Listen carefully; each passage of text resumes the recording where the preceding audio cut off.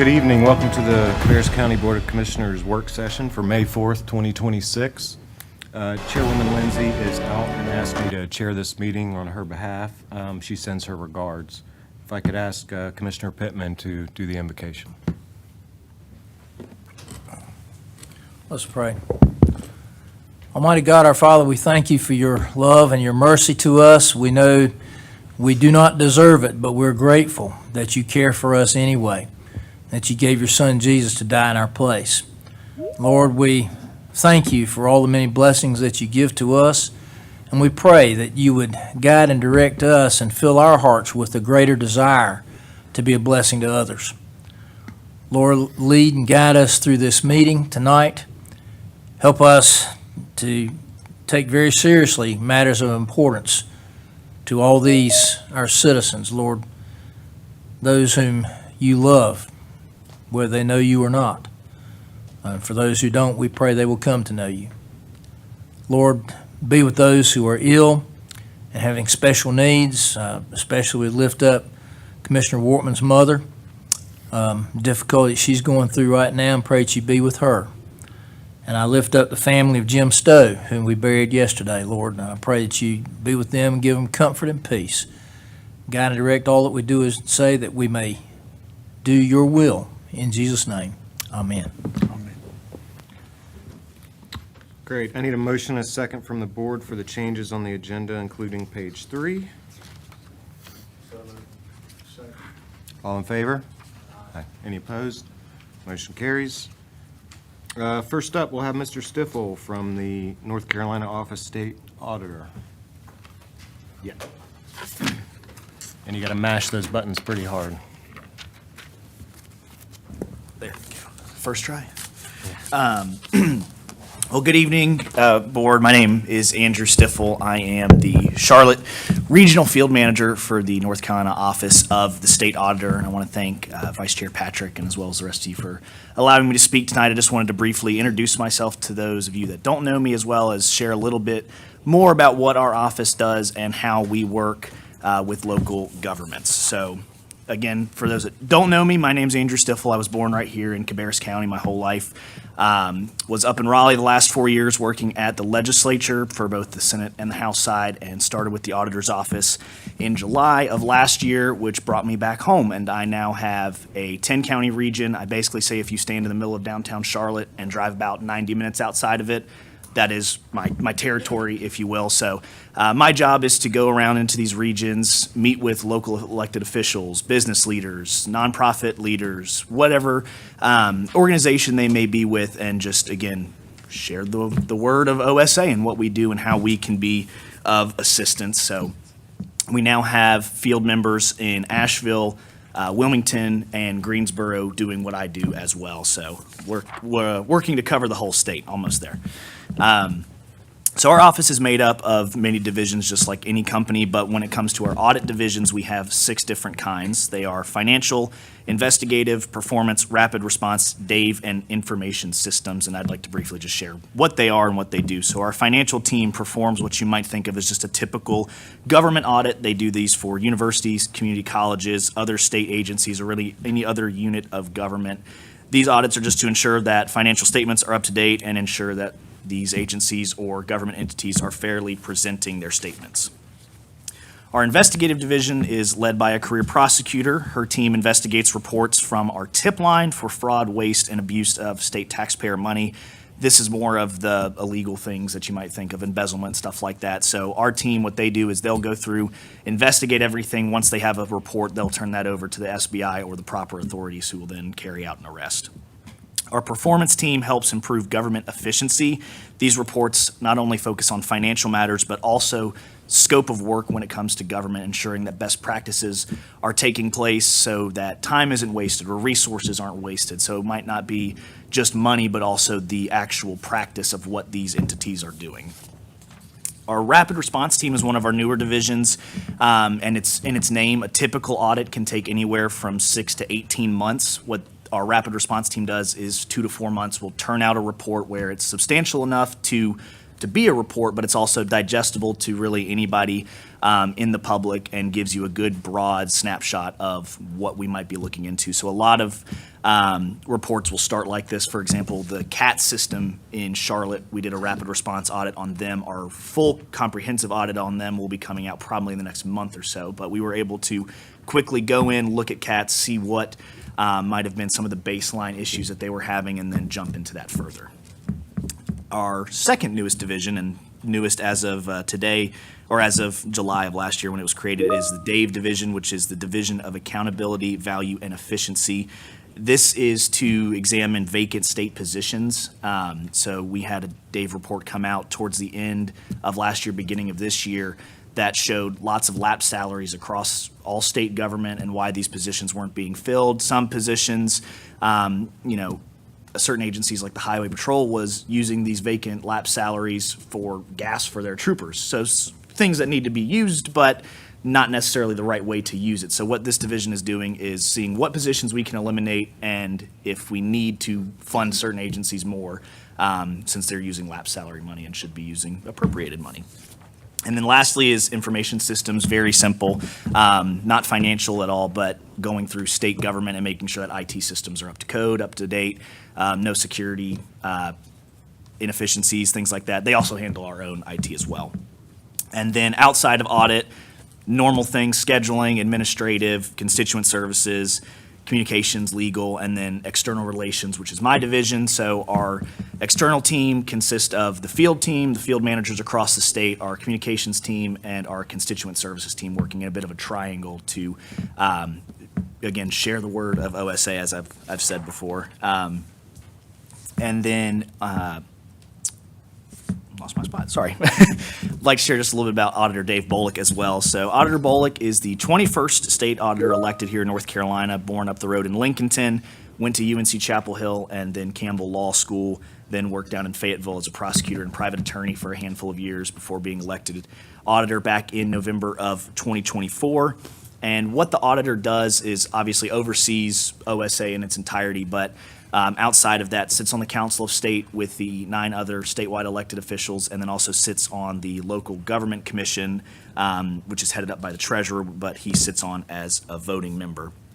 And Auditor Bullock has, I think, taken a very new approach to what the office does on the things that we're working on, but also with us being the government accountability watchdog, we wanted to be accountable ourselves. So you can actually go to our website and we have our own dashboard put up of how we internally spend all of our money. So if we're going to ask people to show us their books, we're going to show you our books. And then the last thing I wanted to touch on is just some of the things that we accomplished last year and some of the things that we're still working on currently. So I think, as most of you might have heard, last year we had the big comprehensive DMV performance audit. We found a lot of things that a lot of people already knew, but a lot of ways to fix those things. What I like about our performance audits is it's not just a finger wag, it's also a blueprint. It's here's where you guys might have lacked, but here's how you can improve. So that's what our DMV audit did, and actually just last week won Audit of the Year from the National State Auditors Association. So big kudos to our audit team for their great work on that. Some of the other things we did last year was, and continuing, monitoring of Helene spending out west, a comprehensive audit of the Winston-Salem Forsyth County schools, conducting oversight of Medicaid spending and screening gaps at DHHS, and as I mentioned, our CATS rapid response audit. As we move in now, halfway into this new year almost, but into the new year, we'll be monitoring the new Mecklenburg County Transportation Authority that was set up by the legislature, working on releasing a comprehensive audit of the North Carolina Education Lottery. That should be coming out pretty much in the next few days. The biggest thing showing that while the Education Lottery has brought in more revenue over the last 2 years, they have actually given less money to the schools. So our audit will show that and show ways that that can be reprimanded. And of course, we'll continue to receive tips from our tip line. Anybody in the state can call, email, or physically mail us a tip of any sort of government fraud, waste, and abuse. They can do it anonymously or not. Our team reviews it in full, and if it's something that we need to look into, we will then work on a full report. So that's basically what we do. Very broad in scope, but limited in mission, and that's just government accountability at the end of the day. We want every single government entity, whether state, county, or city, to work for the people of North Carolina, and that's what we have been trying to do here for the last about year and a half now, and will continue to do, hopefully long into the future. So I'm happy to answer any questions that you guys might have to the best of my ability, but also left some of my cards with Vice Chair Patrick if you guys need me. I think most of you have my contact information, but if not, please feel free to grab one, reach out anytime. Thank you, sir. Questions, comments from the board? Where do we find these reports that you put out?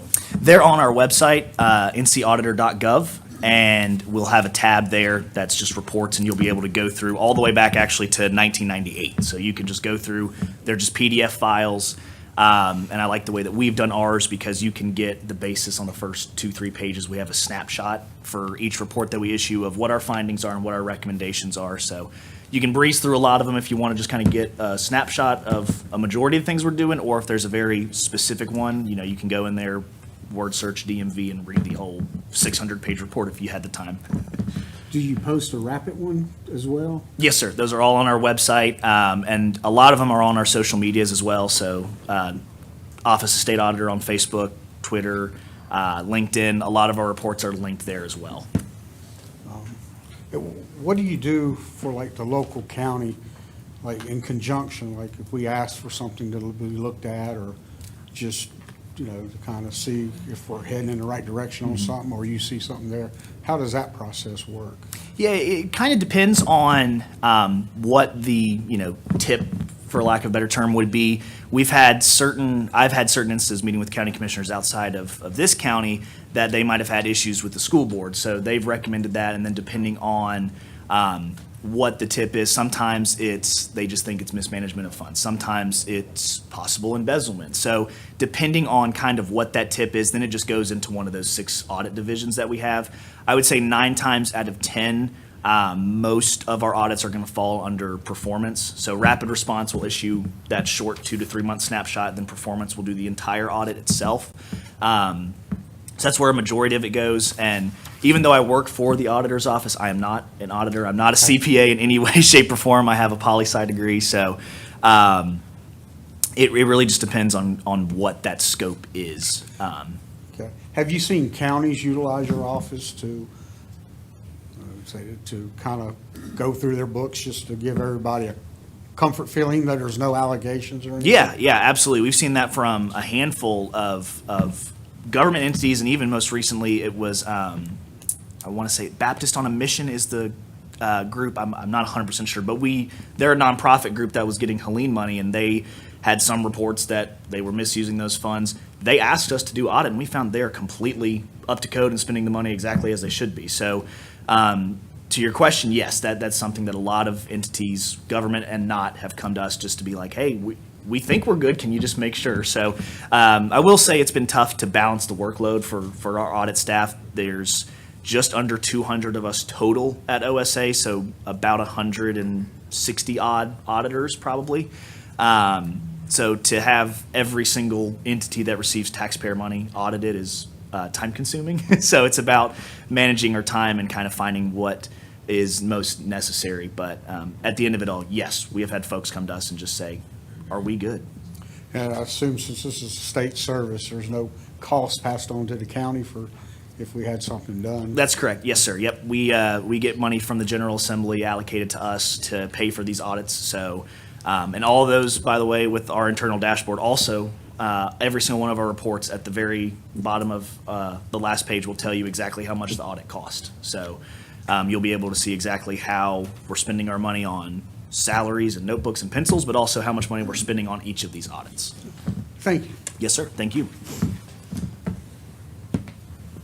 I know when we met several months ago, I asked if you'd come to Cabarrus County. I asked that you'd wait till after our budget got done because they're in the middle of that. But we hear so much all the time about pockets are lined, all this different stuff.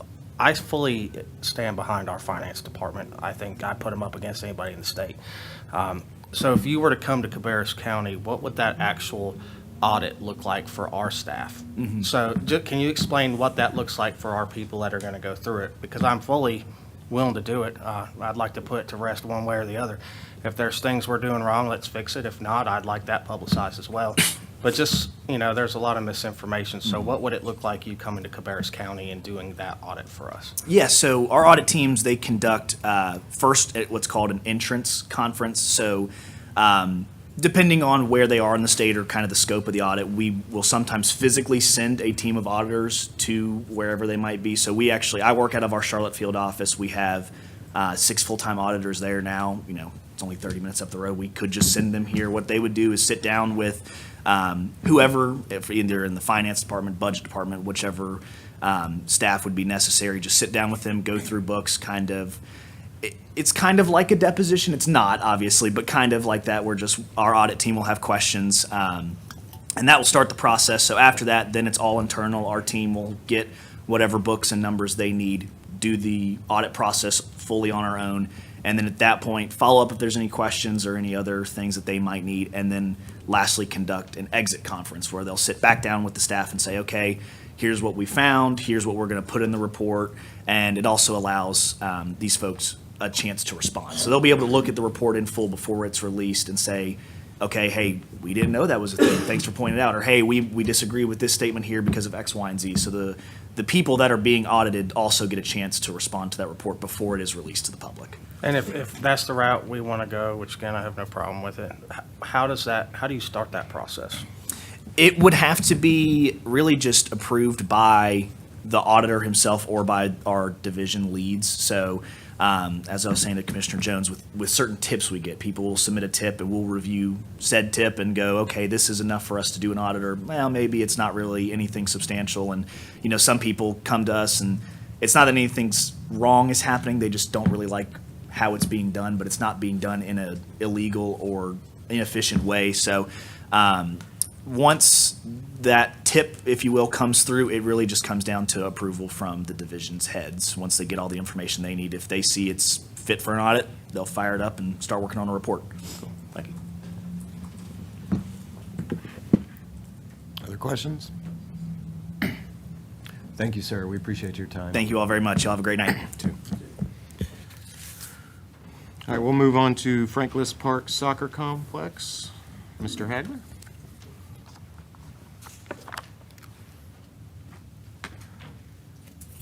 Good evening, Commissioners. Thank you for the time to come here before you. What you have before you is a proposed contract for the priority use of Franklin Park Soccer Complex.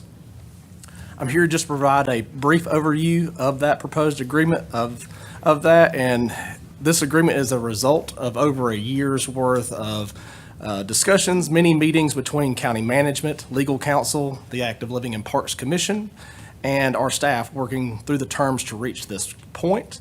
The contract has currently been signed by the Charlotte Soccer Association, and it is with the City of Concord for their May agenda right now for them to sign.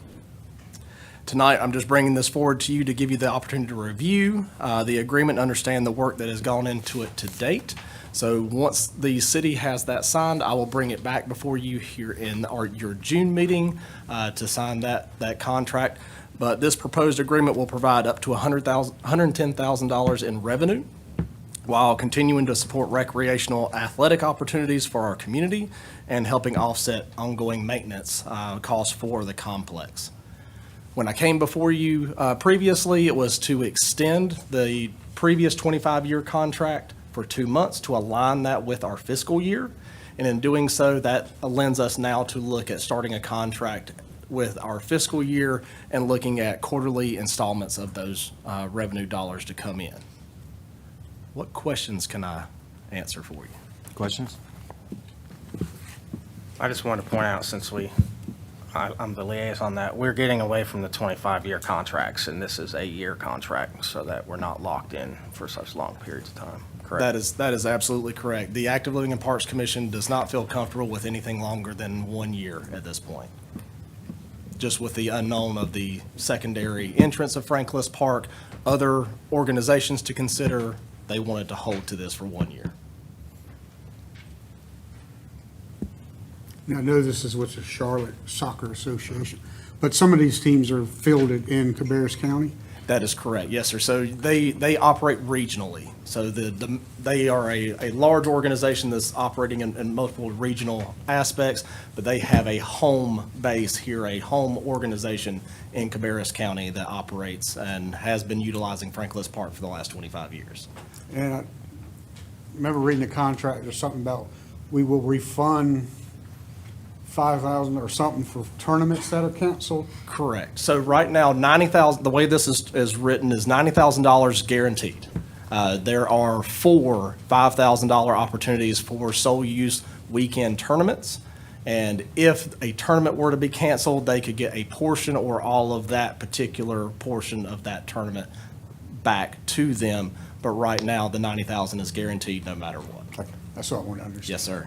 We also put some blackout opportunities in there for our special events that the Active Living in Parks is putting on. So, and then also verbiage in there to talk about specifics of the quality of the fields provided. We really cleaned up a very old document. I have no other questions. All right, thanks, sir. Thank you. Speaking of Franklin Park's second entrance, Michael Miller.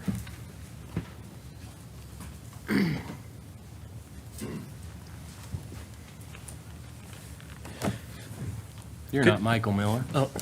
There you go. We're with Michael. We're the support staff. All right, good afternoon. We're here today to present the findings of the feasibility study conducted to evaluate the potential for constructing a second entrance into Franklin Park, and would like to receive some input and feedback on a path moving forward. Joining me are Greg Stewart and Michael Delvecchio with Benesh, who did the study for us. And before I turn the presentation over to Greg and Michael, I wanted to provide some brief background. So the need for the second entrance is driven by 2 primary factors. First being traffic congestion within the park on busy days. That's created a safety concern for visitors and staff. And the second being with the construction of the Red Bull, Rock, and Ball facility on the former Philip Morris property, the rail line that intersects the main park entrance is expected to become active again in transporting freight.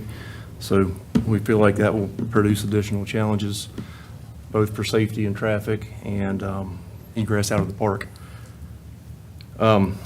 The proposed site for the new entrance is located on the former Stonewall Jackson Training School property, which was conveyed to the county.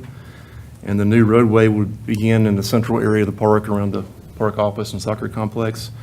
And it would connect over to Jackson Terrace, right near the cemetery at Rocky Ridge Church. And I don't want to steal too much of their thunder, but in addition to the new entrance road, the proposal also includes parking capacity additions, as well as it addresses existing stormwater concerns inside the park. So one last thing, I think it's important to note that we have funding assigned inside the CIP for the project. So that being said, I'll turn it over to Greg and Michael. Thank you, Michael. Okay, if I advance this, is this, I get control of this, or is this someone else? Yes. Shine it on the side. On the,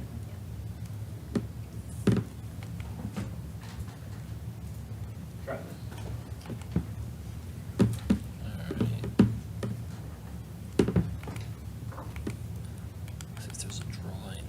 Here's the, I think it's way on down past yeah, TIA I'll stuff. let you get to that. We won't jump right into the TIA. The TIA is a rather lengthy document. We can circle back to that. I was just looking to bring up our site plan. So as Michael had said, the project was initiated as a feasibility study to develop schematic design for looking at approximately 6,000 linear feet going from the current entrance in, creating a traffic circle and connecting some additional parking, doing some enhancements with stormwater management, continuing the proposed road with curb and sidewalk out to Jackson Terrace. As mentioned, the current entrance is near and crosses the railroad. Currently, there's not railroad traffic there. That creates a problem. However, knowing that there will be additional railroad traffic that comes into that area, that, to my understanding, was one of the precipice for having a study done for the second entrance, as was talked about. So our team went in, did some originally site evaluations, got the site survey. We've staff that have worked on this site before and familiar with the project.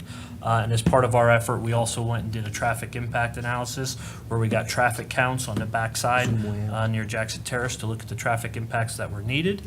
And then we came up with this schematic design, which was created, is in the packet. I probably want to keep going. Yeah, just go to the site plan. Yeah, right there. That would probably serve us a little better in case there's some specific questions. So that's the overview. And in addition to what Michael had said, before I progress any further, are there any high-level questions or any immediate topics that you'd like us to respond to? Is this going to cause any major disruptions at the park while this is going on? To the park, there will be phase constructions. There are some existing features that will have to be enhanced. The existing roadway going in, you can see that we will have a traffic circle that's added. So some of the improvements are proposed in conjunction with existing features. So there will be. However, we can develop a traffic management plan to accommodate that, maybe some diversions around that, some placement. Again, this design is more a schematic design at this point to outline the major features, but continued operation of the park will be something that's considered as part of the design time as well as the construction's time of when contractors will be in there. We can build in some blackout periods for construction efforts, but yes, there will be some disruptions, but we can accommodate it. But the majority of the work is in a piece of the property that's not being used for park Yeah, the purposes. backside. So, yeah, it's wooded right now. Other questions?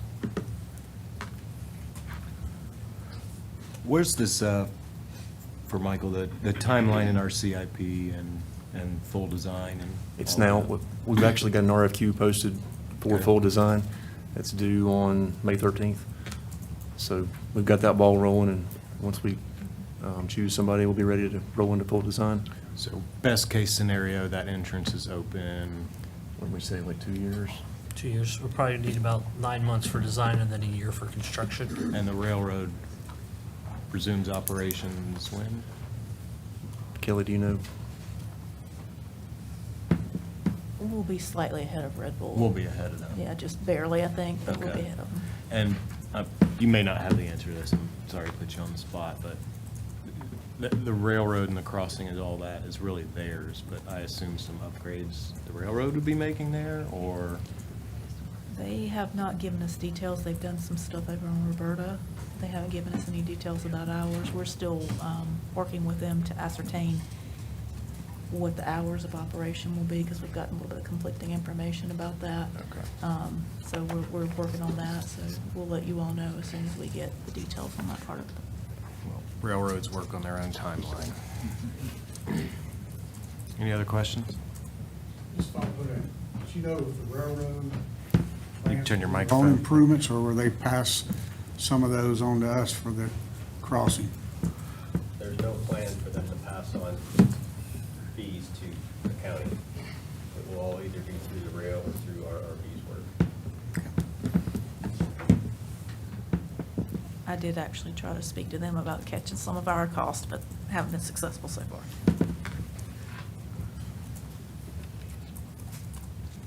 Okay, anything else, gentlemen? No, obviously, we look forward to the opportunity. If there's any other questions, let us know. I think you may have one or two other further discussions on this, even tonight for the railroad and so forth, but no, look forward to the opportunity, and if you have any questions, follow up and let us know. Thank you. Thank you, gentlemen. Thank you. All right, moving on to Fire Marshal, County Employed Firefighters Co-location. Where's Jacob?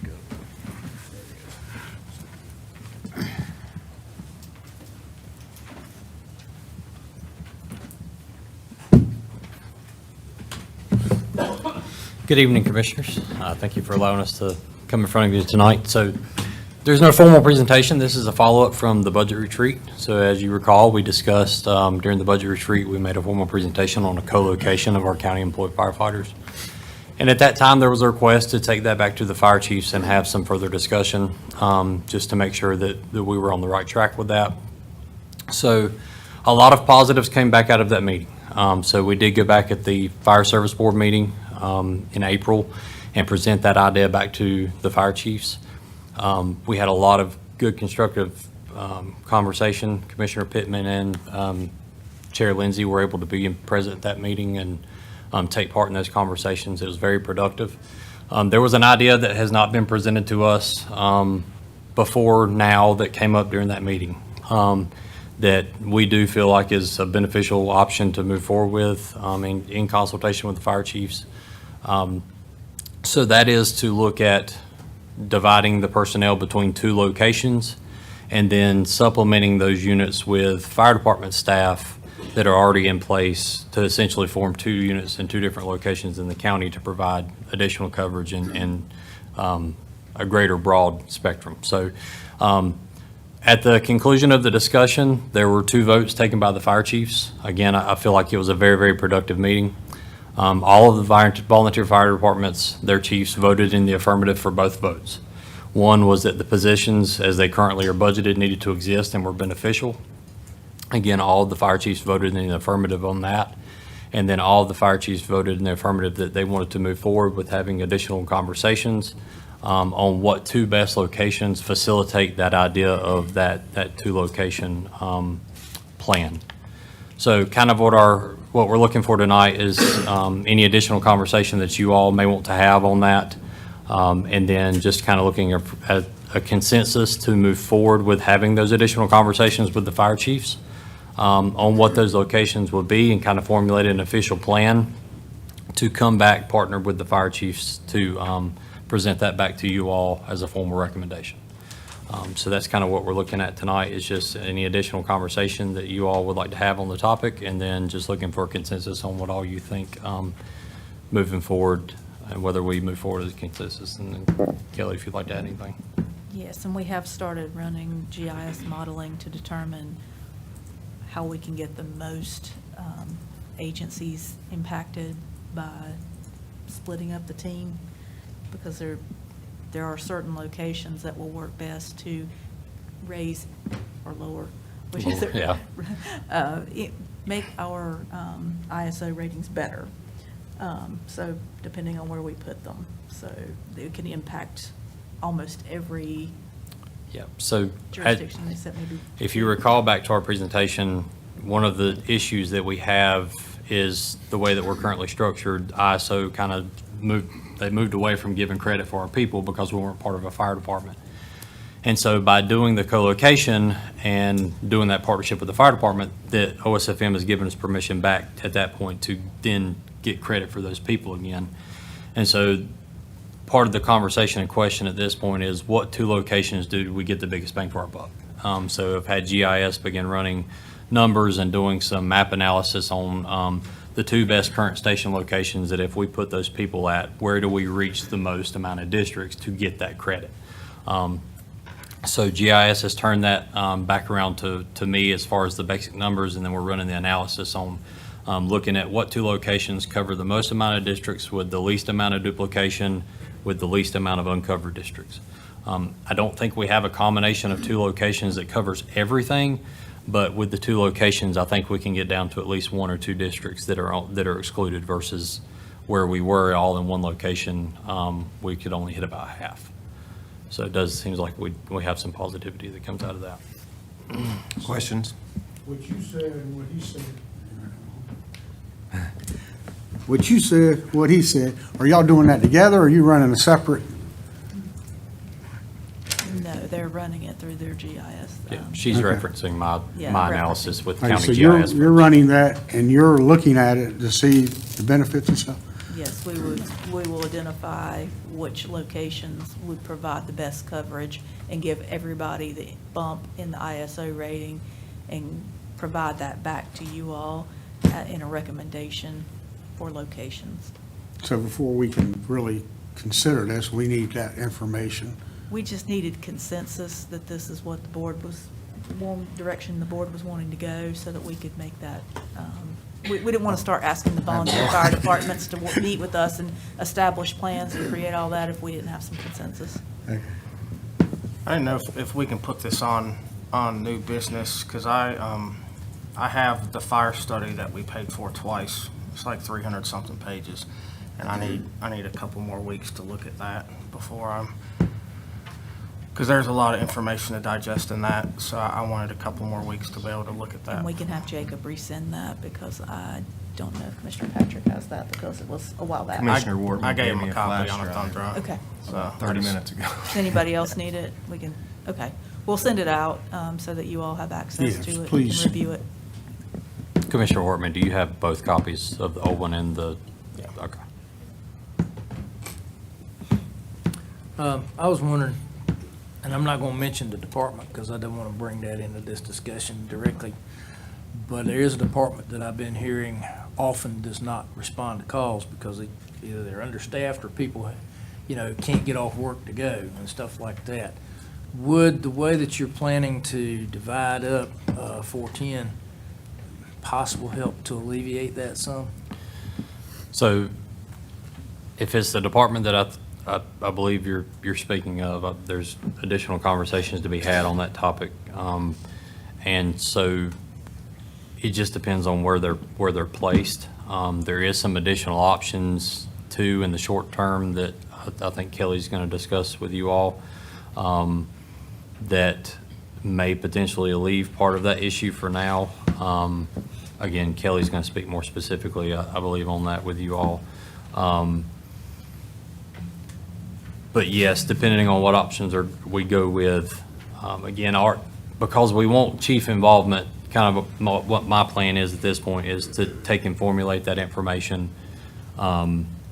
take that GIS analysis as well as some of the things that we have to see as the county to make sure our people are protected safety-wise, they have the facilities they need, those types of things, and give those back to the fire departments, and then we'll meet together as a group and say, okay, based on the information that I'm providing you, as a group of fire chiefs, what would you recommend to the commissioners as being the most optimal? And then we would bring that back to you all, and you all would make the final decision on what locations. And my encouragement to them would be that they would provide you a couple of options, and that we would look at the positives and negatives of all of those, and then you all would have the choice on that to make a final decision. So.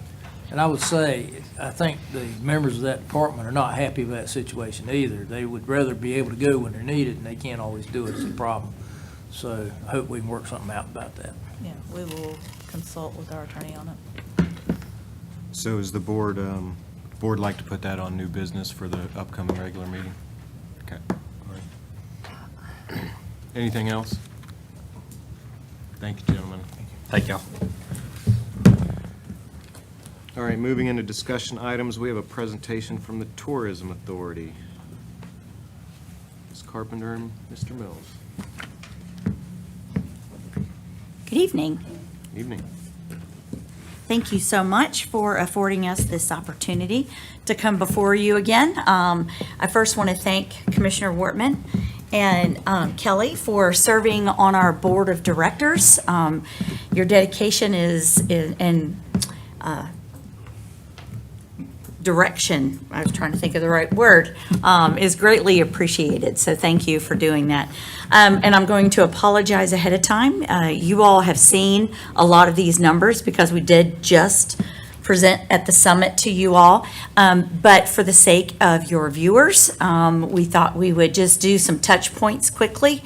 Looking at the slide that's up right now, it is the mission of the Convention and Visitors Bureau to drive visitation to Cabarrus County to generate the maximum impact through hotel stays and visitor spending.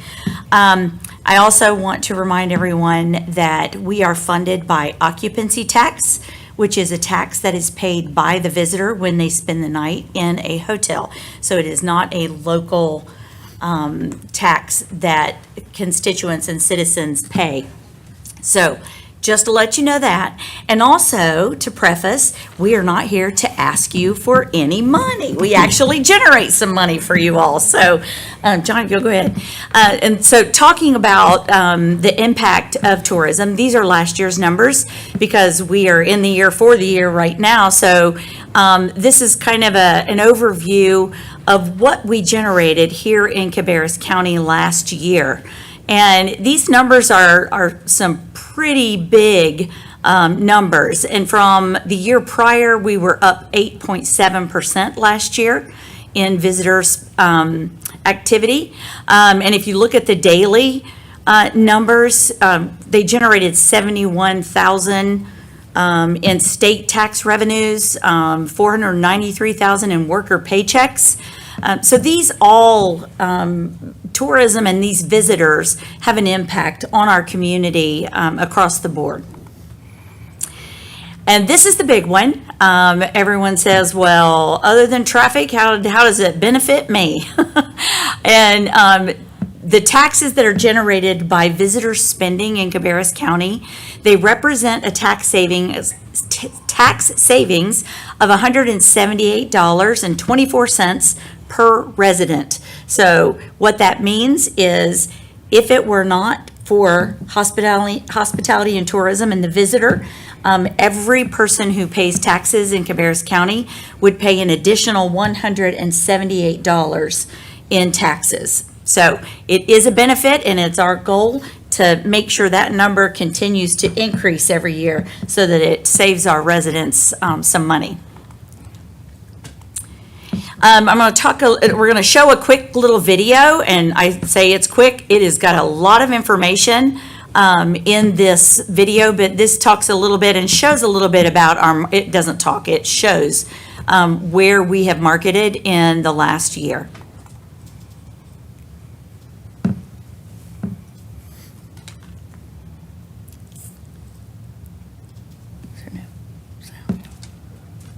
That's cool.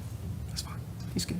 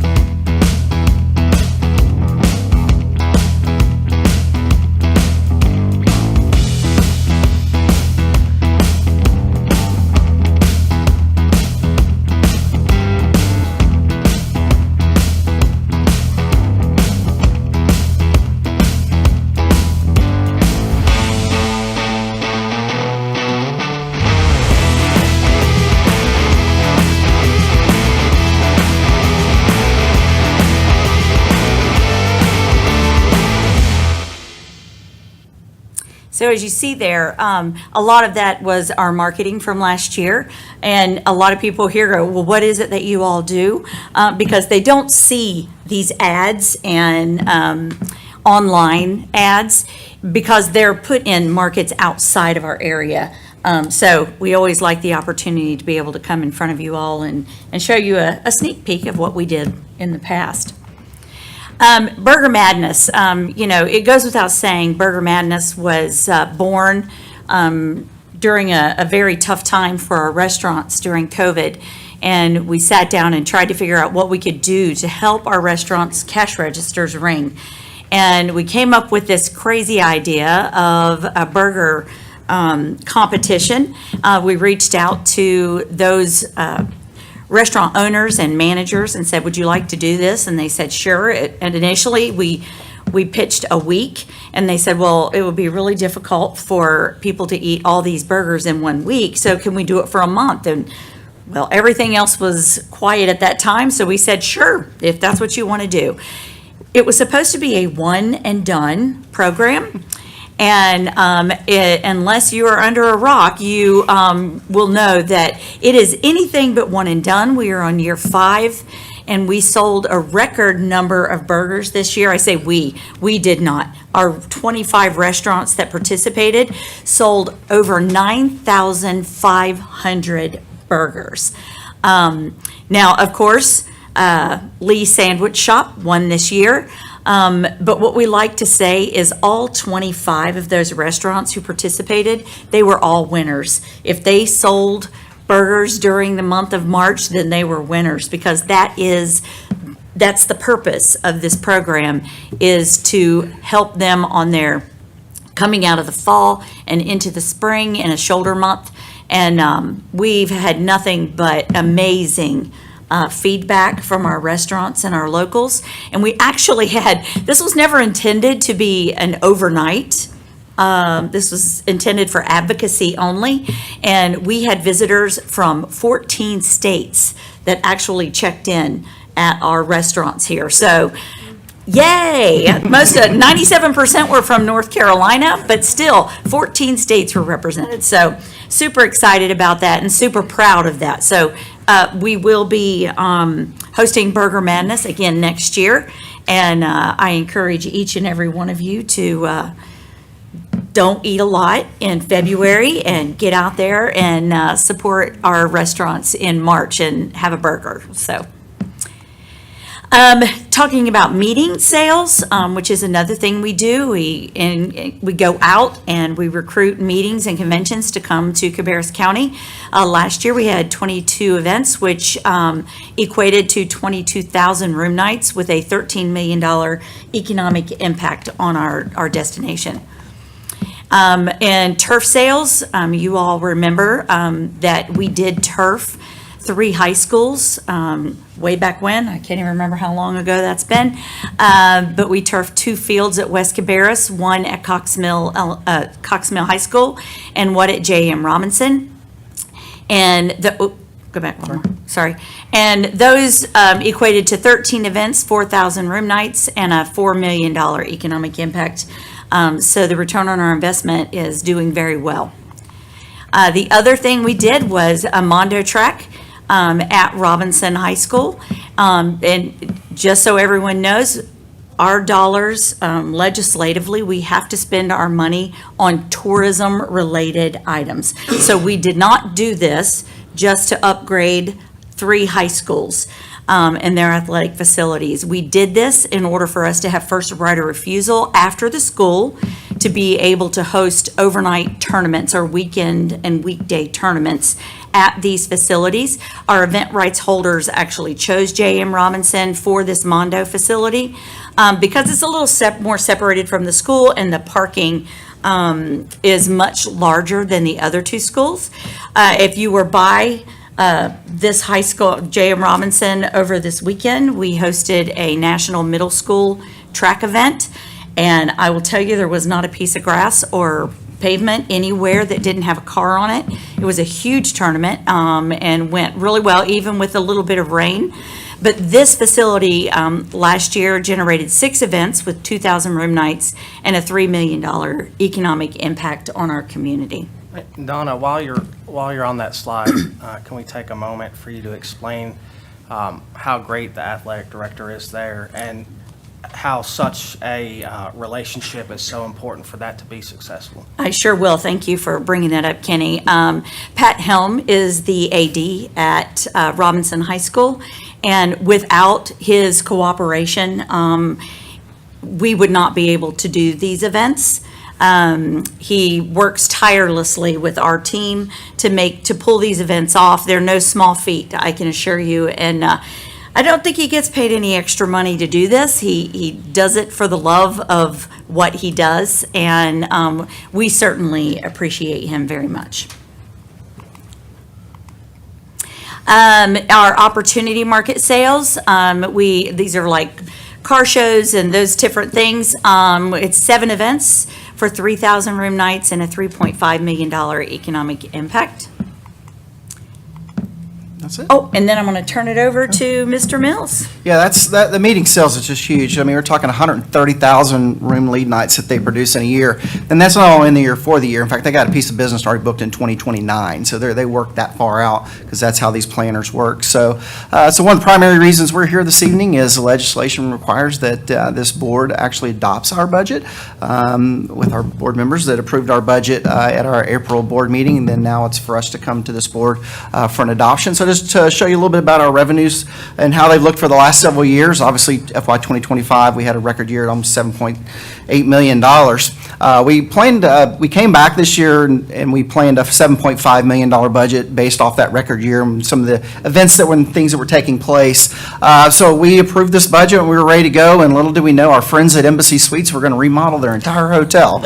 And so we had no conventions for about 5 months, and they were taking 3 floors out at a time as they ran through that, so that room inventory was out. So needless to say, we are not going to achieve that $7.5 million. You can see that with that forecast, but from an expense standpoint, we're all well within line to be able to cover that loss. So with that being said, we look at revenue on a couple different scales. We'll look at it on a macro scale, what is the national trend showing, and then the moderate growth they're expecting from leisure travel, some group travel, business travel, our 3 segments that we'll look at. So we look at those things kind of from a macro level, and we look at micro, obviously, things like if there's an event that's coming to town and that's going to scale our revenues one way or another. Look at our average daily rates, look what room demand looks like, talk to our hotel partners. And so after all those conversations, we're coming back to this current budget that we have for next year at almost $7.6 million. And so that's the basis for how we come up with our revenues. And then we look at our expenses. We kind of have 3 major buckets that we will allocate. You've got what we're currently in on the left side, where we're headed to on the right side. So we are this year going to be around 30.5% in staffing. I can tell you that in our industry in particular, you typically will see in the 40% range for most of our peers, and as far as how they allocate their dollars towards staffing. We are going to add into this year's budget a new full-time non-exempt sales and services coordinator to help that sales team that's booking all these wonderful events. We will still be 2 full-timers short of where we were pre-pandemic, so we're able to operate still to scale, both based on where we were pre-pandemic, with 2 less on that head count. The admin side, 11.8%. 41% of that number is the admin fee, which is at the bottom, which I'll get to in a second. And then so we're allocating 58%, which is almost double digits more than what our peers are doing. And so that's where the largest piece of that is our paid media, so where we place in this advertising and all of our target audiences. And so that's what makes up most of that.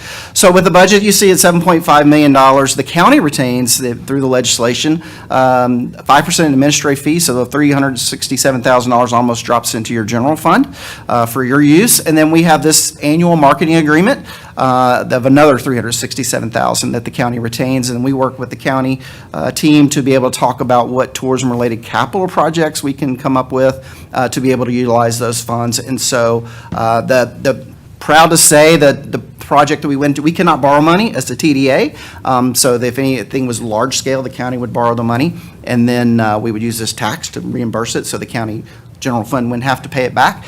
We did that with the turf field project. That has been paid off, and there's about $600,000 sitting in there currently, according to Jim. So we'll continue to grow that money, as you can see, another $367,000 next year, and come up with some ideas on how we can best utilize those funds. So Our board is getting ready to go into their strategic planning process, so hopefully we will come out of that with some amazing ideas to work with the county to be able to make some improvements from a tourism standpoint.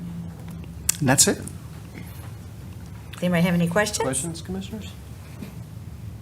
Nope. Awesome. Well, thanks for what the CBB does, and congratulations to Lee's Sandwich Shop. Yeah, right? He worked it hard, he Yeah, did. he does. Thank you very Thank much. y'all very much. Are you all okay with the consent agenda for this item? Yes? Okay. All right, Byron's going to come back up for 2.2 and 2.3, which are active living in parks appointments.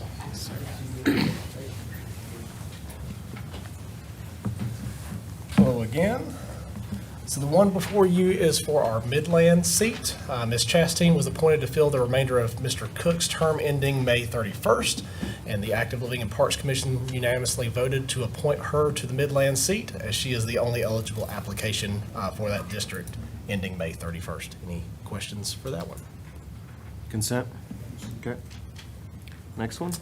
Next one, Ms. Millicent, she is eligible for reappointment for her seat ending April 30th, 2029. And based off of her previous service, the board unanimously voted to reappoint her to her seat. Okay. Consent? All right. Thank you, sir. Thank you. And next up, we have Central Iowa Workforce Development Board appointment. And I don't know who's doing that. Are you good? Ari's going to do it? Okay.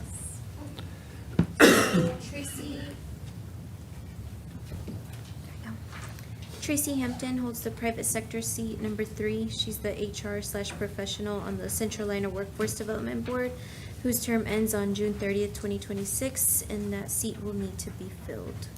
And it is requested by the advisory board to reappoint Tracy Hampton for a 2-year term. Okay. Consent? Okay, and the next one, Ari?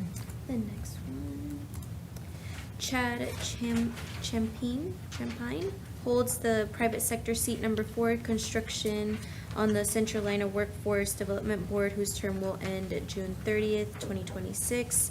This seat will need to be filled. It is requested by the advisory board to reappoint Chad to fill the seat for a 2-year term, ending June 30th, 2028. All right, consent? Thank you very much. We will move to Board of Commissioners resolution requiring transparency on federal and state budget impacts. I believe Commissioner Wortman is going to discuss that item.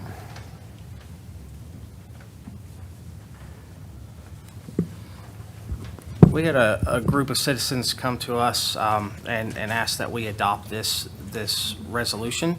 And I'm just going to read it. It's on here. I know we've talked about, there's a couple concerns on some of the things, like we don't have access to be able to post something on the Cabarrus County School Board's website. So there's a couple technical things that we might run into issues with. So I told them I'd read it out. We can discuss it. And probably if it's okay with this board after I read it and we talk about it, probably take another 2 weeks and add it to our new business instead of just plopping it on consent agenda. But it says, Cabarrus Board of County Commissioners resolution requiring transparency on federal and state budget impacts.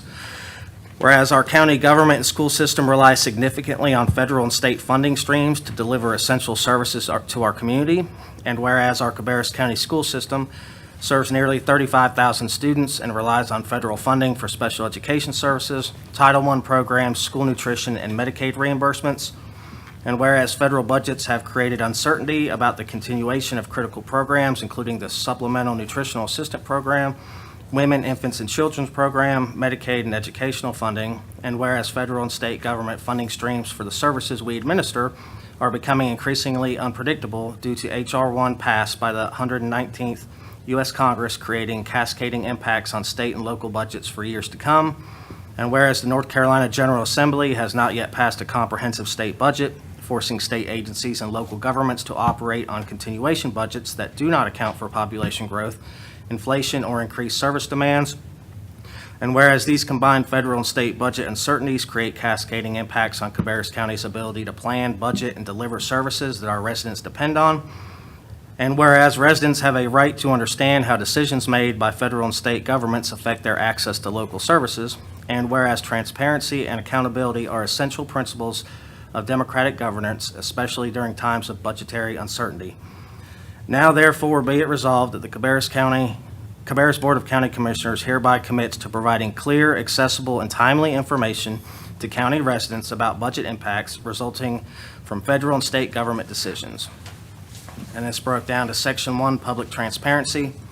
The county manager shall establish and maintain a dedicated webpage on the school system's website that provides 1, clear explanations on how federal government shutdowns and state budget delays impact school services. 2, regular updates on the status of federal and state funding for programs administered by the county. 3, itemized information showing which services may face cuts or disruptions in the government entity, federal, state, or local, responsible for funding decisions. 4, plain language summaries accessible to residents of all educational backgrounds and language proficiencies. 5, historical context showing funding trends and the cumulative impact of budget cuts over time. 6, contact information for federal and state elected officials who have decision-making authority over affected programs. Then Section 2, public hearing. Within 30 days of the adoption of this resolution, the Cabarrus Board of County Commissioners shall hold a public hearing on the impacts of federal government shutdowns and state budget delays on Cabarrus County services. The county manager is directed to, 1, invite the Cabarrus County Board of Education to participate in a joint public hearing. 2, publicize the hearing through multiple channels, including the county website, local media, social media, email lists, and community organizations. 3, provide simultaneous interpretation services as needed to ensure accessibility. 4, collect written and oral testimony from residents, service providers, educators, healthcare workers, and other community stakeholders. 5, document the real-life impacts that residents of Cabarrus County are experiencing due to budget uncertainty. Section 3, public report. Within 90 days following the public hearing, the county manager shall prepare and publish a comprehensive report that includes 1, summary of testimony received at the public hearing, 2, quantification of impacts on county residents, including number of residents at risk of losing SNAP or WIC benefits, impact on school nutrition programs, Medicaid service disruptions, effects on public school funding and services, impacts on county infrastructure and service delivery. 3, recommendations for interventions by city, county, state, and federal agencies to mitigate harm. 4, advocacy priorities for Cabarrus County's delegation to the General Assembly and U.S. Congress. 5, action plan for how the county will respond to various budget scenarios, including recommendations of specific funded programmatic measures to offset the impacts the cuts will have on residents of Cabarrus County. 6, public meeting with community leaders to discuss pressing community issues and explore ways to collaborate effectively. And then Section 4, intergovernmental advocacy. The Board of Commissioners requests the county manager to, 1, publish an official statement opposing the federal cuts resulting from H.R. 1, passed by the 119th U.S. Congress, that both names the total dollar amount our school system will lose due to the bill, along with the names of the NC elected officials who are responsible for the passage of this bill that takes millions of dollars away from our community. 2, transmit this resolution to North Carolina governor, members of the state legislature representing Cabarrus County, and members of North Carolina's congressional delegation. 3, advocate for passage of a comprehensive state budget that fully funds county services and public education and ends the state's scheduled corporate and individual tax cuts. 4, urge state and federal officials to increase transparency about how their budget decisions affect local communities. And 5, coordinate with other North Carolina counties facing similar challenges to amplify advocacy efforts. And I met with some people from this group. One of them is here, Stephen's here. If we have questions, the gist of this for me was we always preach about transparency. And this is a easy way for us to provide quite a bit of information in one location to the community, and that way everybody has ample access to it, to where we can see how some of these bills above us are affecting our local communities. Is that about right, Stephen? That's about right. So, it was asked if I'd put it on the agenda. I had no issue doing that. I have no issue with a lot of this stuff. But I know, I would just ask that we add it to new business instead of consent, and that way we have a little bit more time to look it over. I know, Kelly, we've got a meeting coming up with the LGC Thursday. There's been a lot of time. Because I know there's some of this stuff that's going to be a little difficult. Like I said, the school system, we don't have access to their actual website. So it would give us a couple weeks to kind of look at it some more, but I did say we'd put it on here for discussion, so.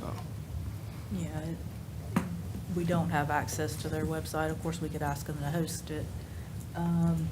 There was a couple of things in here that's kind of crystal ballish. I mean, asking us to know who and when on cuts, and we don't always get that notice. Sometimes it's literally when a bill's being introduced. So we don't necessarily have the ability to project it.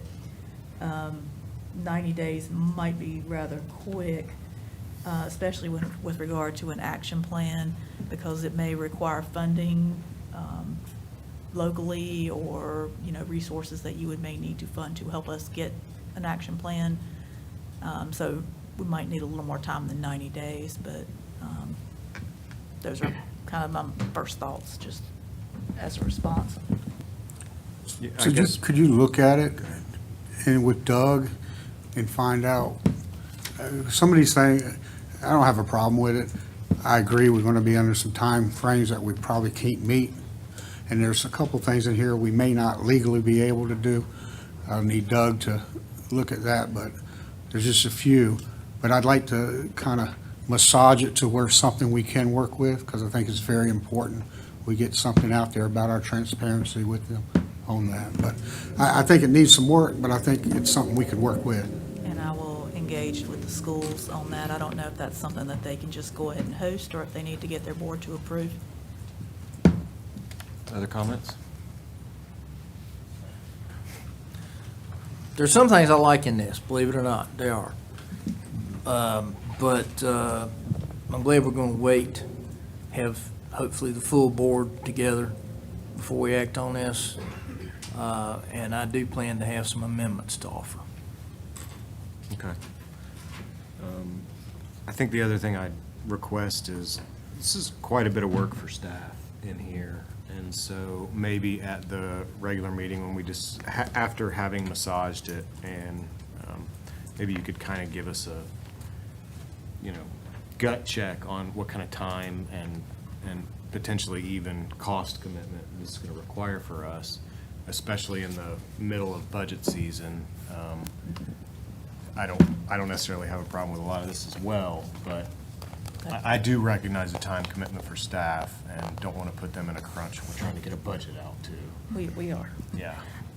Yeah, we can try to pull together what we think timelines realistically we could accomplish, and, who the partners would be, and how, if we can in fact identify all of this information in the way that I guess it's laid out, being able to project some of the, who might lose different coverages and things may or may not be realistic. I mean, there's a lot of, for example, just right now with a lot of bills flying around about the property tax. And so it's hard for us to even project, how you would respond to it, because we don't know which plan gets thrown out. And so same thing with some of these things. It's just, there's a lot of stuff floating around, and then how it's actually executed when they do develop a plan, because a lot of times, I think Elise can attest that they throw out the plan and then the rules follow, and sometimes take a good bit of time to work through to actually figure out how you're carrying everything out. And I think that's something everybody understands. I think the important thing is that we're moving in this right direction. Whether it takes a certain timeline to get here, if it is a lot of work, maybe give us a couple months to get it, but it's going on the website. I don't think that's an unfair request. So I just, if we can put it on new business, and that way the whole board will be here and we can discuss it more. So if you guys are okay with putting it on new business, I would ask that you all come to the regular meeting with your suggestions on how to do it, and even yours and the attorneys. Try to maintain the original intent as much as possible while realizing the actual how government needs to function to make these things work. Appreciate that. Sound good, you all? Okay. All righty.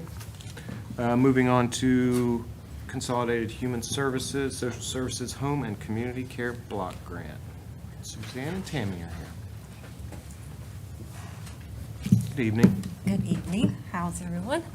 Thank you for giving me a little time tonight. Again, my name's Tammy Baird. I work for Adult Aging Services with DSS, and DSS is the lead agency for the Home and Community Care Block Grant, which is a mouthful, which is why we always say HECPG. But each year that we do have to apply for the grant through a funding plan. And some of the services that provided through this grant is through DSS is our in-home aid, adult day health, our Lunch Plus Club, and then other county services through transportation services and housing, home improvement, active living in parks, and outside agency Meals on Wheels also receives part of this grant. This year, we did find out the funding early, so we do know how much it is, which is unusual to get it this early. As you can see, it's a little over 1.1 million, which does require a 10% county match for that, as shown up on the item. So I'm just here tonight requesting approval for us to move forward with the funding plan to apply for this funding. Okay. Any questions? Consent? Okay. Thank you very much. All righty. Another CHSA item, the Transportation Title VII policy. Good evening, everyone. 6, I'm Yeah, sorry. Title 6. I'm not Roman. You still tired? Still tired, yeah. So this is one of the few times I don't come asking for money, so all I'm asking for is a couple signatures. So every 3 years, the state requires each transit agency to update their Title VI plan. So it's time for us to update ours. The biggest change is just, of course, the demographics throughout the county. It is due Thursday to the state, so I do need to ask you to suspend the rules and vote on it tonight, or adopt it tonight. And we missed it, because working with the state, they're on a different time schedule than we are, so it was approved mid-April, but I couldn't get it to the work session in April because it already passed, so. Like I said, it just needs a couple signatures. It's the chair of the board and the county manager's the only two that have to sign it. I make a motion to suspend the rules. Second. All in favor? Aye. Any opposed? Motion carries. Thank you so much. Well, I'll need a motion. I make a actually. motion, we approve. All All right, right, do I have a appreciate second? it. Second. All in favor? Aye. Any opposed? Motion carries. How are you going to get a chairman's signature? I'm going to sign. You're signing that one. Fair enough. Okay. All right, another CHSA, the Veteran Service Grant Budget Amendment and Fund 460 Project Ordinance. Mr. Gurley. Yes, sir. Good evening, Vice Chair Board. How are you guys doing? Great, always good to see you. Yes, sir. Thank you. My name is Chad Gurley, Veteran Services Director for Cabarrus County. I proudly say that. Board, I am here today to talk about the Consolidated Human Services Veteran Services Grant Amendment and Project Ordinance. This grant was administered by the Elizabeth Dole Act and administered by the North Carolina Department of Military and Veteran Affairs. This is the second round of the CVO grant. Excuse me. This grant was given to us on February 16th, 2026 in the amount of $20,000. The funds for this award is to enhance technology, to do community outreach, to beef up staff training and supply services enhancement. This grant is only administered to counties who have 5 or fewer service officers. So Cabarrus County, right at that 5 FTE mark. There is some talk in the Senate for a third round, but that's up for debate right now in the Senate. But as of now, we have the 20,000. There is no county match for these funds, and I'm here asking for a recommendation to approve the budget amendment and the project ordinance. Budget has reviewed the budget amendment and approved it, and also Finance has approved the project ordinance as well and reviewed it. Great. Consent agenda. Fantastic. Thank you, sir. Yes, sir. Thank you. Appreciate it. All right. Let's see. Oh, Lord, I got to read all this. Approval of definitive project investment agreement with North Carolina Railroad Company and RRB Beverage Operations, Inc., and definitive project investment sub-agreement with RRB Beverage Operations, Inc. Mr. Bilford. By default on this one. So, the North Carolina Railroad Company, NCRR, has a program called NCRR Invests. That program is investing $700,000 in rail infrastructure improvements on the RRB Beverage Operations Incorporated manufacturing site.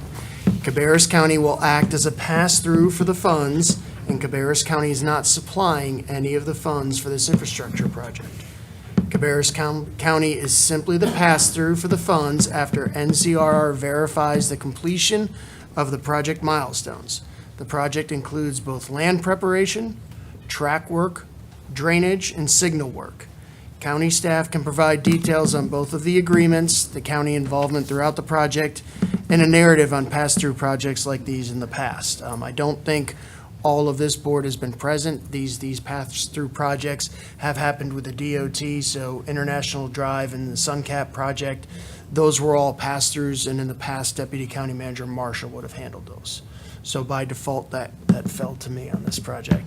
We do have representatives here, and we also have Samantha Grass from the EDC. They were involved in the discussions, and Doug can speak to the 2 agreements that we put into place. We've spent considerable time with 3 entities' legal teams in 2 to 3 different countries, going through all these agreements to make sure that the county was acceptable to them.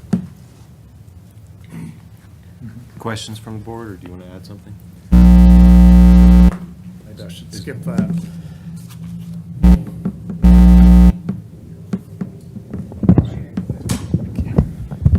So the agreement that you have in your agenda is the agreement that Mr. Billefer referred to that we drafted. So NCRR drafted and presented to you all, I think in 2021, if I'm not mistaken. Yes. What they called a term sheet. It was just a very brief agreement which you all adopted, or that board at that time adopted. And it was signed and returned to them, where we basically agreed in principle to participate in this project that's now before you. And so then what we needed, though, was taking off of that somewhat short and somewhat vague term sheet that we previously agreed to with NCRR. We needed a more full agreement than with RRB that would guarantee if there were any cost overruns, if NCRR did not approve this pass-through a grant or anything like that, it guarantees that no money's coming out of our pockets. We also, or Mr. Billefer has established that he's not responsible, we're not responsible for monitoring the construction. We've had that meeting with NCRR. NCRR will come, inspect it, and determine whether it's at an appropriate stage for payment to be made. So this agreement that we have before you tonight is the agreement spelling all this out between us and RRB to just kind of ride coattails, if you will, on the agreement with the state. Questions on that? Can you turn your microphone on? Can you turn your microphone on? When I read the agreement, I didn't know if they were actually depositing the money with us, or were we getting it as a reimbursement based on it says we'd be reimbursed up to $700,000. So are we fronting the money, or? We are not fronting the money. Okay. So they send the money to us, and then we have to turn around and disperse it to us. So it's only a day? Correct. I think we settled on, we will disperse within 10 days. That's correct. But we're not fronting the money. So we're not long-term holding money or anything? Perfect. All right.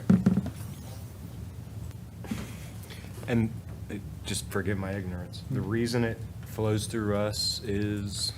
Because it has to flow through some Somebody. government. Some entity. government entity. Correct. And we are said entity. And we've been tagged as it. By whom? Well, by ourselves, basically, by agreeing to do it in 2021. We've done this intermittently in the past. Okay. As just working relationship with the EDC. So that's, and that was approved in 2021. So this is literally just the follow-up to that. It's just, we have a total turnover of the board since that was done. Yeah, in our file, we found the document where the county manager accepted the responsibility from back in 2020. It seems like a lot of work. If it goes well, hopefully it won't be a lot of work. I mean, thus But far. Mr. Billefer is who it may It'll go well. be work for. It's been a lot of work for you though, right?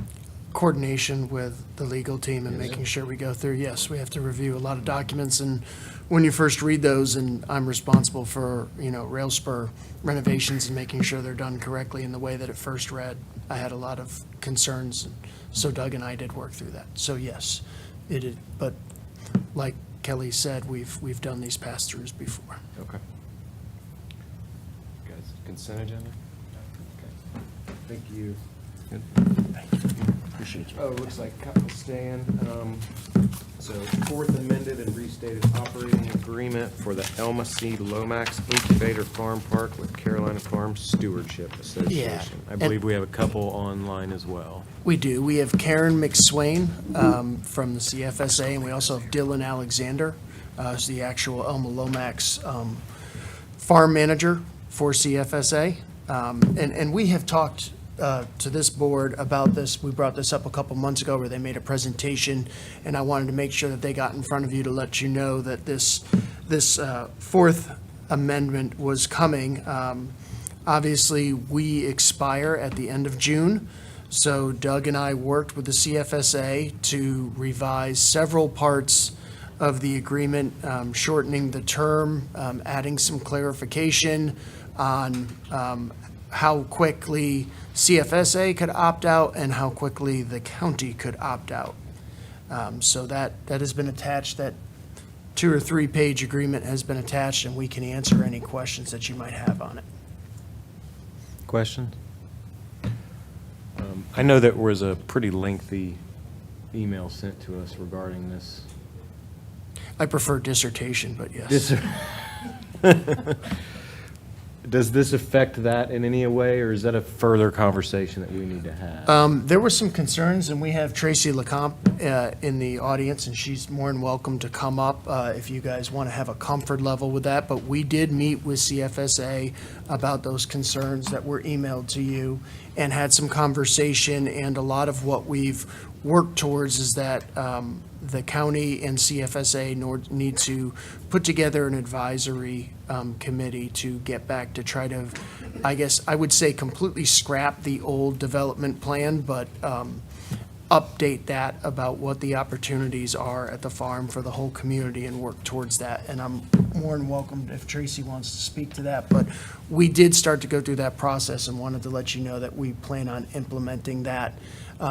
Doug is going to try to work on the narrative or the verbiage to put that into the agreement prior to the voting at the regular meeting. So we Okay. probably don't need to go on consent. We need to go on new business, to be Okay. honest with you. Is that okay with everyone? I'm not sure that Tracy needs to, I just want to make sure it didn't affect us. So you're going to modify this a little bit and get it on new business. Yes. Yes, sir. Is everybody okay with new business for this item? Karen and Dylan, since you guys have had to sit here for a while, do you have anything to add to that? Do not. Okay.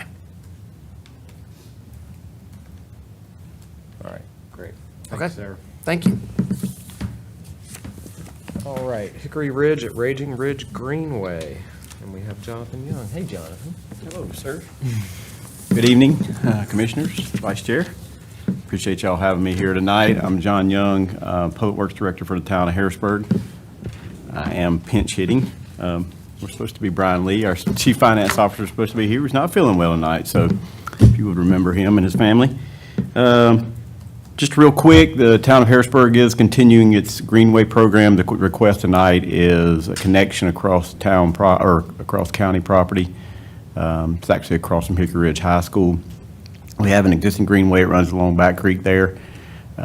This connection has actually been in our Greenway master plan for a while. It's a short section of Greenway. It does make connection right to the entrance of the second entrance of Hickory Ridge High School. We will be putting in a pedestrian crossing as well to go along with this. We really feel like it's going to improve this area here. And again, it is a connection we've had for a while. The request tonight is for an easement across the county-owned property, or I guess it'll be on your agenda, but pretty straightforward. We've actually got this on our board agenda, our upcoming board agenda for approval for the construction contracts. We're moving pretty quickly. Yeah, I'll take the any questions. only piece of this is a little different is we're trying to work with them to save money. And so we're going to have them define the actual survey, have that done at the end. That'll allow them some flexibility. The schools are fine with that, the way we've got it laid out. But that way they can move around a little bit because there's some wetlands and things in That's there. great. So we'll identify at the end, survey it, and then you can authorize the county manager to execute the document upon completion. Okay. Consent? Thank you very much, sir. Thank you. All right, Stephen M. Morris Behavioral Health Center lease with Monarch. In June 2023, the Cabarrus County Board of Commissioners approved the agreement to operate the Stephen M. Morris Behavioral Health Center. At that time, it was just known as the Regional Behavioral Health Center, with Monarch after a request for proposal process. That agreement contains several sections dealing with the provided care responsibilities and the responsibilities of the facility, but is in fact not a true lease. In order to comply with North Carolina General Statute 160A-272 and 153A-176, we must advertise by public notice and enter a formal lease. The requested action is to recommend the motion for the regular meeting to authorize the county manager to negotiate and execute the lease for the Stephen M. Morris Behavioral Health Center with Monarch, subject to review and revision by the county attorney. And just so that the board is aware, the draft that was dropped into this agenda tonight is most likely going to change yet again. It'll most likely be just a few words.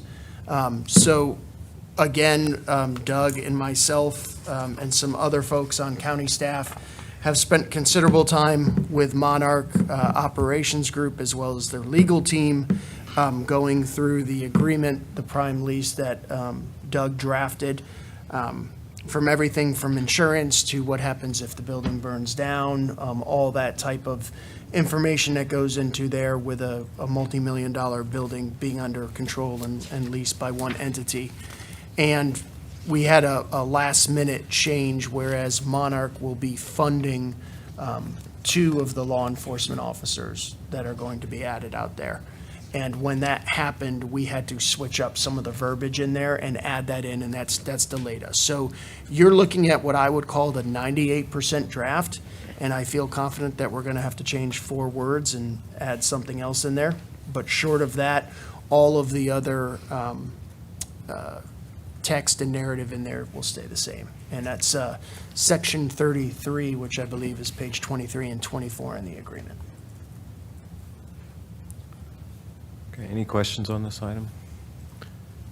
Thank you for getting them to pick up 2 law enforcement. That actually should go to Elise, Dr. Pugh. Great. All right, so we'll move this to new business, I guess, for the meeting. Yes, sir. Okay. Thank you, sir. Then a similar item, the sublease approval with Genoa Healthcare. Yes. So now having this prime lease in place, we are going to have to sign the sublease for the pharmaceutical that is in that building. So there's 239 square feet that'll be operated by a third-party pharmaceutical. I do believe you do say it as Genoa, but no one's ever said it to me, so if I say it incorrectly, I apologize. We do have to sign that, and that's why we're putting this on the back end of this. So you'll have to approve the prime lease before we're allowed to sign off on this. And we did, Doug and myself also went through this verbiage. It's very similar to what Monarch uses at some of their other facilities. And just so for the board's understanding, the providing of these pharmaceutical services is part of the original operating agreement we have with Monarch, where it says you have to provide these services. It does not say what means you have to provide them. Question? Does it make sense to put those under one agenda item as 2 motions? I'm deferring to our legal counsel, but yes. I mean, just because we have to approve one before we approve the second one. They're intertwined, in other words. You okay with that? Is that okay with the board? Okay. All right. Design and construction approval of GMP 2 for Progress Place renovations. Mr. Miller.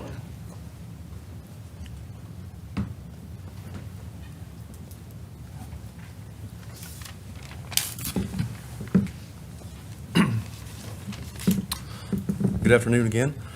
The goal for my presentation today is to give you a high-level summary of the Progress Place renovations in preparation for receiving the guaranteed maximum price number 2 from Messer Construction. And as you know, Messer is the construction manager at risk for the project. And we're targeting early June to begin construction, renovation, and demolition work there. You've already approved guaranteed maximum price number 1, which was for long lead time items. And the next step in the process is approval of the second GMP. So Messer received bids on April 7th and 14th. They had to do it twice because the first time they didn't get the minimum number of bids required by statute in order to open all the packages. Second time around, they did receive enough bids. So Messer is currently holding scope review meetings with the low bidders and finalizing the numbers for the GMP. At this point, the GMP package is incomplete. So again, my focus tonight is on kind of a summary of the scope of work for GMP number 2. And then at your regular meeting, we'll present the final version of the GMP in hopes to get approval there so we can meet that June start date. So in general, the consolidated human services agency operations that are currently being administered at the Cannon Boulevard location will move to Progress Place. And from the time we started talking about this project, our direction was to use the building as is as much as possible. So much of the existing office space and furniture it'll be used just like it was when we took over the building. But there are need for some minor modifications in order for us to make the building fit our needs. Also, we're taking the opportunity before the building's occupied to address some needed improvements in the plumbing, mechanical, and electrical systems and finishes to the building. So there's two buildings on site. Building 1000 is the big building. It's about 109,000 square feet, 4 stories above grade and 1 story below grade. It was built in 2001, and after renovation, it will house customer service, administration, Medicaid, food and nutrition services, family support services, those departments for the agency, as well as Cabarrus County Communications and the Partnership for Children. There will also be a fitness room in the basement for staff. Okay, I found this on the web for 1,000 feet. The first floor renovation to create the customer service counter and the interview rooms will be the majority of the construction work in the building. On the fourth floor, there's some larger executive size offices that are going to be split into smaller offices. We'll be removing and replacing the entire HVAC system in the building. We're going to do a lighting upgrade for the entire building. We're going to replace the roof, which is original to the building. We're going to upfit a portion of the basement for the communications department. We're going to upfit another portion of the basement for staff fitness room. And we're going to install security cameras and access control throughout the building. That work is actually not included in the GMP, but our IT department will take care of that. And we're going to upfit a portion of the first floor for the Partnership for Children. And we're going to convert the existing kitchen space into a mailroom and a file retention space. That's the 1000 building. Any questions on that before I go to the 900, the other building? Question? Okay. So we call it the 900 building because 900 is the address. It's a single-story building out front. It's about 24,000 square feet, and it was built in 1998, so it's the older of the two. The interior was renovated by the former owner in 2008, and after we renovated, built house child welfare, that department for the agency. In terms of HVAC there, we're going to replace the primary components entirely, but there's some existing ductwork and fan boxes in there that the previous owner has already replaced recently enough that it doesn't make sense for us to do it, so we're going to not do that work again. We're going to replace the ceiling and the lighting throughout the building. There'll be construction of 17 hard-walled offices along the backside of the building, 2 new break rooms, 2 conference rooms, 4 visitation rooms, and an office for the sheriff's deputy. We're going to purchase and install new cubicles in the open area. That work is also not part of the GMP. We're going to buy those directly. And we're going to construct a new secure parking area for county vehicles. It'll also attach to the building, so staff's got a secure pathway into the building if they're there working after hours. And we're going to replace the roof on that building as well. So just kind of wrapping up, Messer has committed to providing a GMP by the end of this week. So when I get that, I'll pass it to you ahead of the regular meeting. This will be the final GMP on the project. And to end on a positive note, Jason told me today that they're trending under budget based on the original estimates. So, And again, the reason that we're asking to keep this moving is to keep things on schedule. And so we will provide that as soon as they get it to us and keep it on, well, you can put it on new business so that we can review it at the meeting. Yeah, new business. Any other comments on that item? Okay. Thank you, sir. thank you. All right, finance general obligation bond referendum resolution. I believe Jim's going to do that one.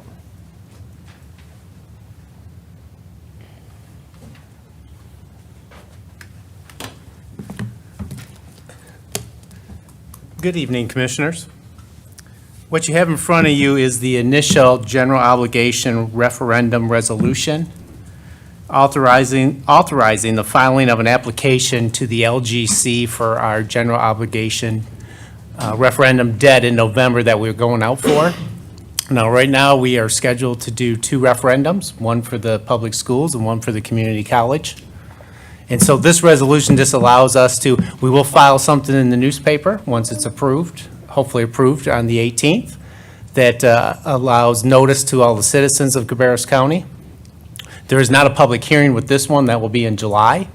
This, again, just allows us to file that application of intent to have a referendum.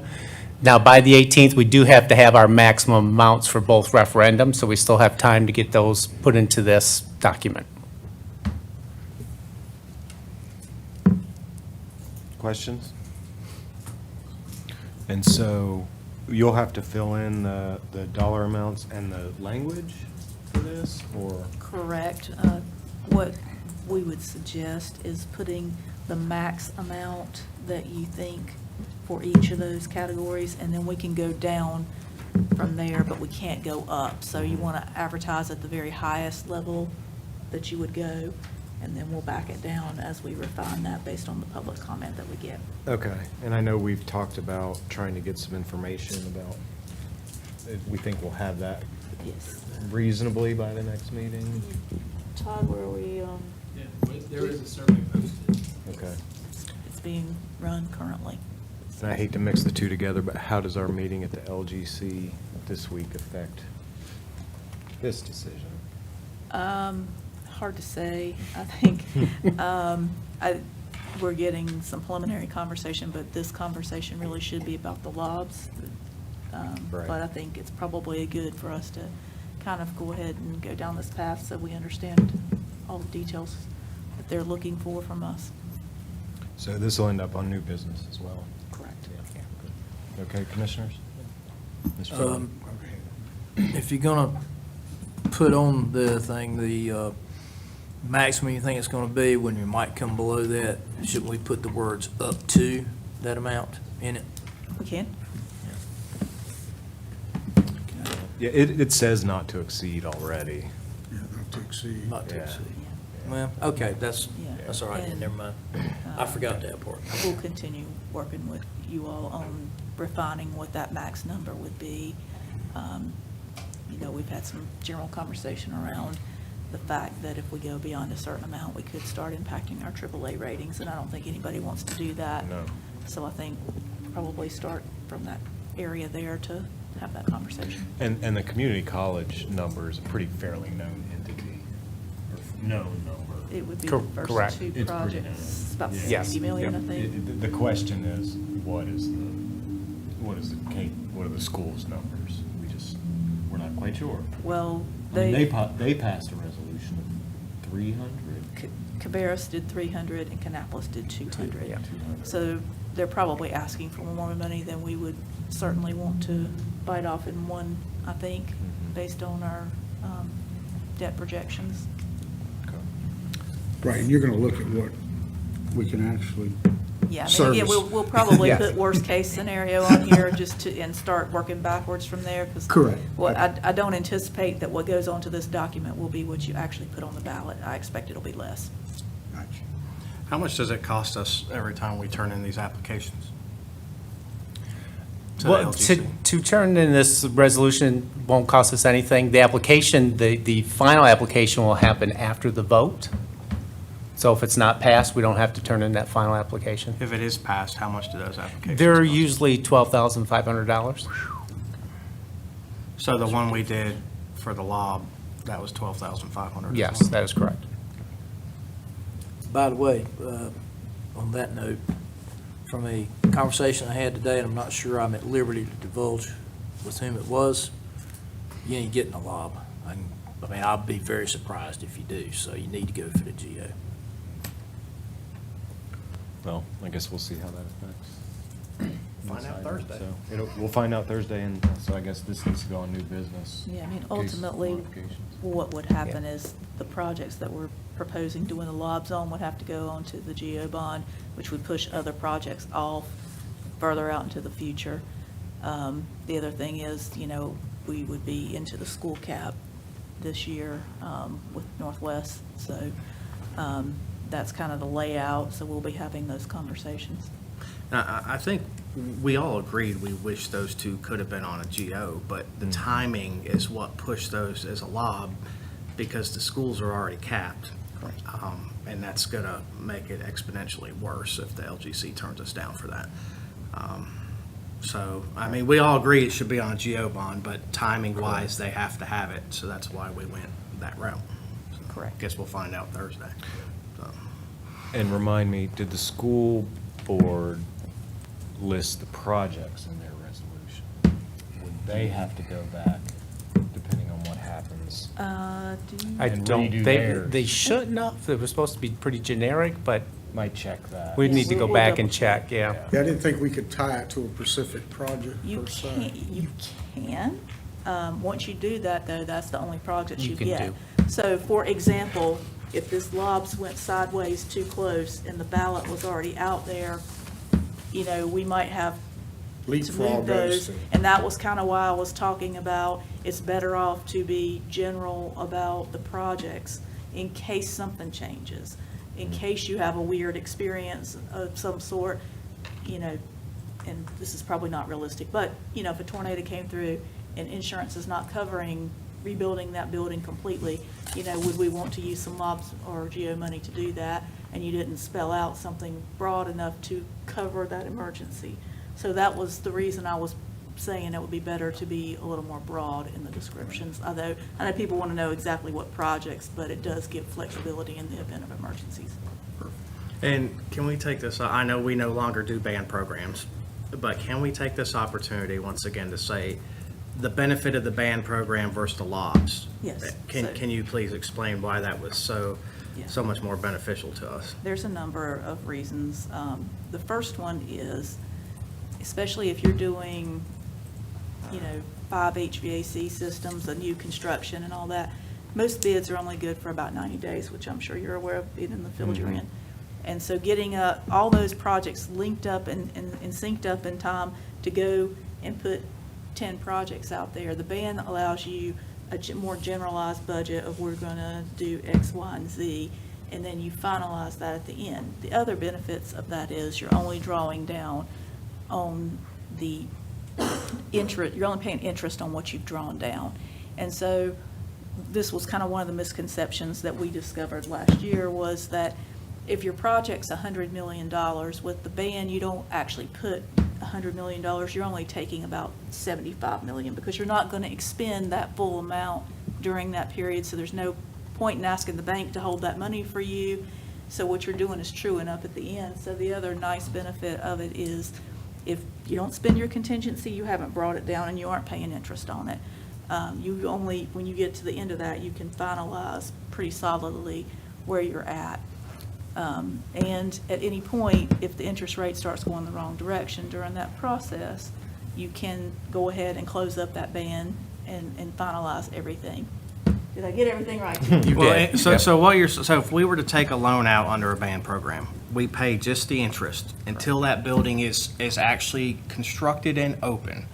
Whereas now with this method, with GO or LOBs, we're paying interest and principal on a building that's not even going to be built for 3 years. So Correct. we're instantly paying more money Correct, this way. you're paying the full amount out of the gate. Right, I guess the positives about GO bonds are just that you put it to the voters. You put it to the voters, and it's up to them, and I'd much prefer that. It seems to me that we're just kind of in a transition period between how we've been financing projects and how it's going to have to happen in the future. And we believe that you can use bands with GOs too. Okay. So it allows you a little more flexibility. Again, you know, it's very difficult to, you know, line up all of those projects. You can imagine having to get, especially with the deferred maintenance, if you're spelling out all those details, bands give us a little more time to cleanly do those projects.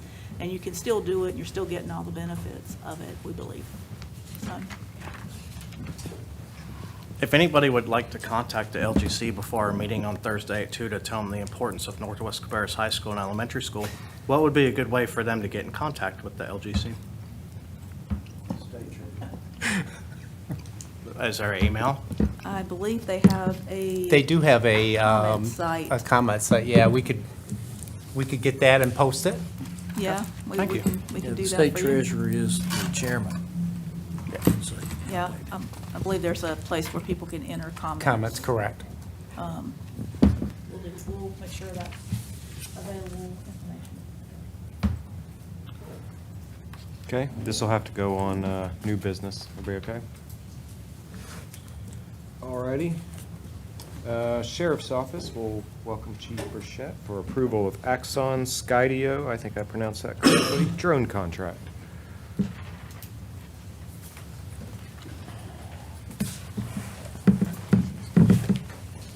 Good evening, Commissioners. Come tonight asking, or requesting for approval for the attached Axon contract. This is for the replacement of our existing drone fleet.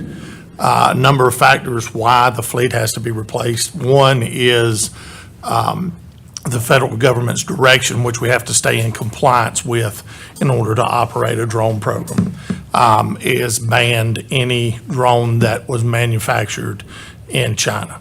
So we cannot purchase, we currently have DJI, which is a Chinese company, which was at the forefront of drone manufacturing a number 6-7 years ago.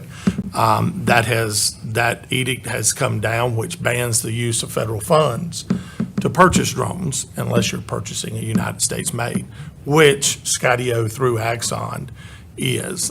The other issue is the age of the fleet that we've had in use now for approximately 7 years. So this allows us to, number one, use federal asset forfeiture funds that we have on hand to pay for part of this, as well as radio tower lease funds that we receive, revenues that we receive. So we're not asking for any additional funding. We're simply asking for approval to enter into this contract. It is a 5-year contract, it is a purchase. It is not a lease, but it includes all the maintenance, software, upgrades that may occur during that 5-year period, any replacement of any damaged or malfunctioned drone during that period, with a guaranteed replacement of all drones at the 2.5-year mark forward. So we will be getting brand-new replacements. So we've tried to build in a robust contract with Axon, which is an industry leader, as well as Skydio. And it also integrates with all of our current software related to video that's captured that has an evidentiary value and has to have an audit trail, those types of things. This contract addressed all those critical components that we have to make sure that we maintain for transmitting evidence to the district attorney's office, those types of things. Questions? Consent? Could you guys just send me I assume you have a drone policy on Yes. making sure that we're protecting people's privacy rights and all that? Absolutely. Stuff with, things flying around in the air. Could I get a copy of that just for review? Yeah, absolutely. That's of utmost concern. We utilize these in emergency operations. We utilize them, for example, I'll give you if we have a fatality in Midland, an automobile fatality, we're going to utilize the drones and software to map that, as well as mapping other crime scenes. These drones have been instrumental in the recovery of several autistic children that have run away from locations, elderly, dementia individuals to do that. But there is strict Fourth Amendment requirements when utilizing a drone, and we have to follow those, as well as all of our drone pilots are truly licensed pilots through the Federal Aviation Association. So we have to make sure we're in compliance with every bit of it, and make sure that we have those documents available. It was part of our North Carolina LEA, Law Enforcement Accreditation certification that we received recently, and I came before you. As part of that is making sure we have policies that dictate the utilization of that, especially something that can be intrusive. You've got to be careful. So I thank you. And every flight has to be logged through the FAA as well? Yes, logged and audited. Thank you both for what you do. Thank you, appreciate it. All right, I need a motion and a second to approve the regular meeting agenda, which will be quite lengthy with a lot of new business items. All in favor? Aye. Any opposed? Motion carries. All right, we do have a need for a closed session today to consult with the attorney. Can I have a motion and a second to go into closed session? All in favor? Any opposed? Motion carries.